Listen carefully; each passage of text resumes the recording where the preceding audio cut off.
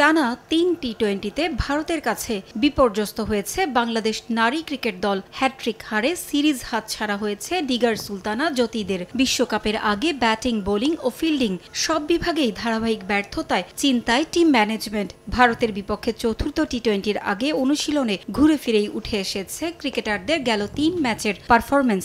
এক পেশের লড়াইয়ে ভারতের কাছে পাত্তাই পাচ্ছে না নারী দল। কিন্তু ব্যর্থতার পেছনে কারণটা কি? কোনো একদিন হয়তো আমাদের স্টার্টিংটা ভালো হচ্ছে, হয়তো আমরা ফিনিশিংটা ভালো দিতে পারছি না, আবার কোনো দিন আমাদের স্টার্টিংটা ভালো হচ্ছে না, আমাদের ফিনিশিংটা ভালো হচ্ছে। দেখা যাচ্ছে মিডিলে যে একটু আমরা ল্যাকিং আমাদের হচ্ছে, সো এটা নিয়ে কাজ করছি। বোলিংটাও আমাদের হচ্ছে, দেখা যাচ্ছে আমরা পাওয়ার প্লেতে একটু বেশি দিয়ে ফেলছি, যার কারণে আসলে পরবর্তীতে ব্যাক করাটা একটু আমাদের জন্য ডিফিকাল্ট হয়ে যাচ্ছে। সো আমরা এই জায়গাটায় কাজ করছি। নাহিদা বলছেন, পার্টিকুলার একটা জায়গায় নাকি আটকে আছে দল। ক্রিকেটাররাও কেউ আনারই নয়। তাই চতুর্থ ম্যাচে জয়ের জন্য ব্যাটারদের পাশাপাশি বোলারদেরও সতর্ক হওয়ার তাগিদ নাহিদার। পাওয়ার প্লেতে রান দেওয়ার ক্ষেত্রে আরও হিসেবি হওয়া উচিত বলেই মনে করেন এই স্পিনার। একটা জয় বদলে দিতে পারে পুরো দলের আত্মবিশ্বাস। তাই নির্ভর ভারতের বিপক্ষে ঘুরে দাঁড়াতে পরিকল্পনা সাজাচ্ছে বাংলাদেশ। কোচরা আমাদের সবসময় চেষ্টা করতেছে, আমাদের ব্যাকআপ করছে যে কীভাবে আসলে ভালো করা যায়। আমাদের যে জায়গাগুলো আসলে আমরা ভুল করছি সেগুলো নিয়ে আমাদের কাজ করাচ্ছে। আমরা চেষ্টা করতেছি আসলে ভালো করার, এখন হচ্ছে না, চেষ্টা করবো যে সামনের ম্যাচগুলোতে ভালো করা। যারা খেলছে তারা সবাই কিন্তু অলমোস্ট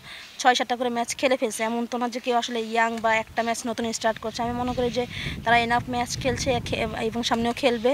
সো তাদের মধ্যে সেই ক্যাপাবলটা আছে যে আসলে সামনে ভালো করা। লোয়ার অর্ডারের ব্যাটারদেরও আরও দায়িত্ব নেওয়ার পরামর্শ দিয়েছেন নাহিদা আক্তার। স্টার্টিংটা ভালো দিলে আমরা শেষে আমরা যারা লেটারের ব্যাটার আসছে আমরা ফিনিশিং করতে পারছি না। সো এই জায়গাটা আমাদের একটু কাজ করতে হবে, আমরা এটা নিয়ে কাজ করছি। পারভিন আক্তার, সময় সংবাদ।